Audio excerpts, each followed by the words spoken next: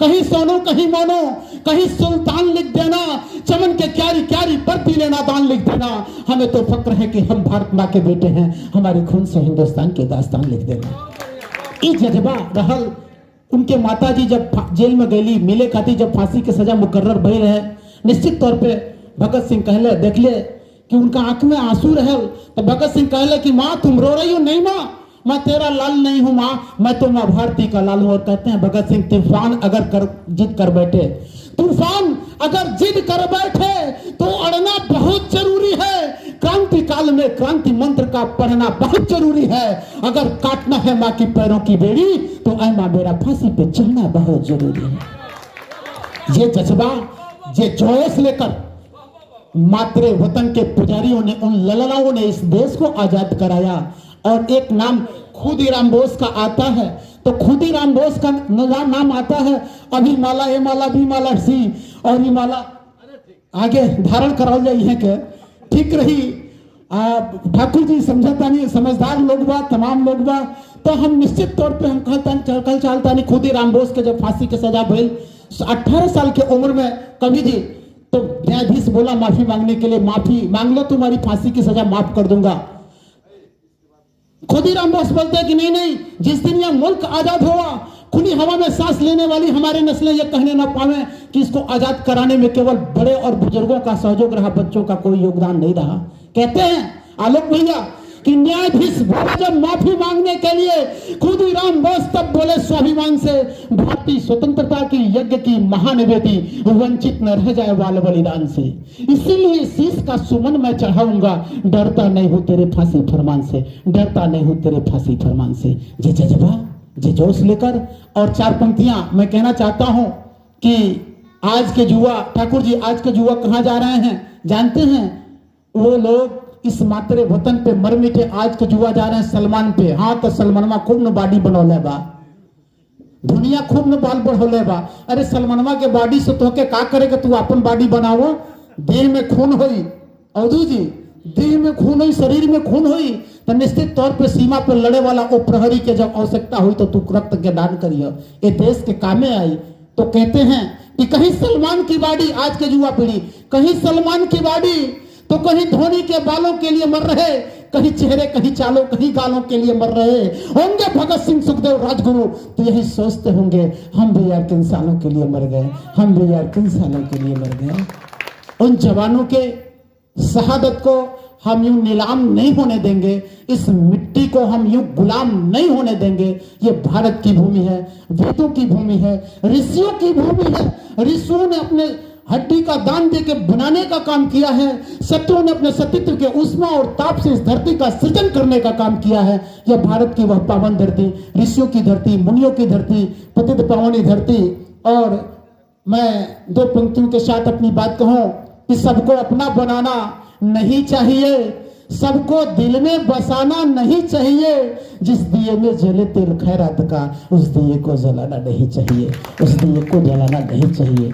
और मैं कहता हूं ठाकुर जी यहाँ पे हैं, लक्ष्मीपुर के बड़े सेठ हैं, कि धन धन करता रहता मानो, कितना धन तू कमाएगा, मरने पर बोलो क्या एक कौड़ी भी साथ जाएगा। स्वर्गीय अंबिका पांडे जी पूरे जीवन भर इस घर के लिए करते रहे, लेकिन देखिए दोनों हाथ खाली गया, कोई भी जाएगा कोई नहीं लेके जाएगा। इसलिए मैं कहना चाहता हूं कि निश्चित ये धन ये दौलत, न वो राजा रहा न वो रानी रही, कहने सुनने को मात्र एक कहानी रही। रह गए धन और खजाने गड़े के गड़े, साथ गई तो नेकी और निशानी गई, साथ गई तो नेकी और निशानी गई। इसलिए नेकी और निशानी के राह पे आप जो खर्च करेंगे वही आपको प्राप्त होगा, अन्यत्र कुछ प्राप्त होने वाला नहीं है। निश्चित तौर पे हम इस भारत की महान परंपरा को याद करते हुए 2 पंक्तियां मैं कहना चाहता हूं कि अनंत बलवंत हनुमंत लाल जी को जब शक्तिबाण लगा हुआ था उधर लेके चलना चाहता हूं। तो जब संजीवनी बूटी लाने के लिए जा रहे थे भगवान कौन, हनुमान जी, तो उन्होंने कहा, सूर्य को पहले विनती किया और फिर धमकी दिया, विनती किया तो क्या कहा, उन्होंने कहा कि हे सूर्य देव क्षमा करना। मंडल जी, अनंत बलवंत हनुमंत लाल जी ने कहा, भगवान भास्कर को निवेदन किया और कहा कि हे सूर्य देव क्षमा करना, अब संकट सूर्य वंश पर है, लंका के नीच राहु का आघात दिनेश अंश पर है। इसलिए जब तक न उगना स्वामी, जब तक न जड़ी पहुंचा दूं मैं, आप जब ही उगना भगवान जब संकट निशा मिटा दूं मैं। आप जब ही उगना भगवान जब संकट निशा मिटा दूं मैं। आशा है अल्प प्रार्थना है, सच्चे मन से स्वीकारोगे, आतुर की अति अवस्था को करुणा के साथ निहारोगे। जब आगात्मक होते हैं तो कहते हैं कि अन्यथा समझ लेना दिनकर, छोड़िए अन्यथा समझ लेना दिनकर, अंजनी तने ने पाला है, बचपन से जान रहे हो तुम हनुमत कितना मतवाला है। बचपन से जान रहे हो तुम हनुमत कितना मतवाला है। फिर से मुख में धर लेने का वही गुरु साधन होगा। बंदी मोचन तब होगा जब लक्ष्मण दुख मोचन होगा, जब लक्ष्मण दुख मोचन होगा। इसलिए ऐश्वर्य आए भगवान भास्कर, आए साक्षात कलयुग के देवता, आपको तभी बंदी मोचन किया जाएगा जब लक्ष्मण जी का प्राण बच जाएगा, लक्ष्मण आएगा। निश्चित तौर पे इन्हीं शब्दों के साथ मैं तमाम बातों को कहना चाहता हूं। और यहाँ पे माताएं बहनें हैं इनके लिए कि इसे बेटा, बच्चियों के लिए कि इसे बेटा बना पालो। ठाकुर जी बेटी को इसे बेटा बना पालो तो ये इतिहास छू लेगी, करो विश्वास बेटी पर। माधुरी मधु इस मंच पे हैं इनके लिए कि इसे बादशाह जी इसे बेटा बना पालो तो ये इतिहास छू लेगी, करो विश्वास बेटी पर तो ये विश्वास छू लेगी। कभी भूले से बेटी को नजरअंदाज न करना, जरा सा पंख खोलो तो यह आकाश छू लेगी। जरा सा पंख खोलो तो जरा सा पंख। निश्चित तौर पे इन बेटियों को सम्मान कीजिए, इन बेटियों को आगे बढ़ाइए। पढ़ेंगी बेटियां तभी तो बढ़ेंगी बेटियां, पढ़ेगा भारत तभी तो बढ़ेगा भारत। और अंततः दो पंक्तियों से मैं अपनी बात को विराम दूंगा कि ओस की एक बूंद सी होती है बेटियां, ओस की एक बूंद सी होती है बेटियां।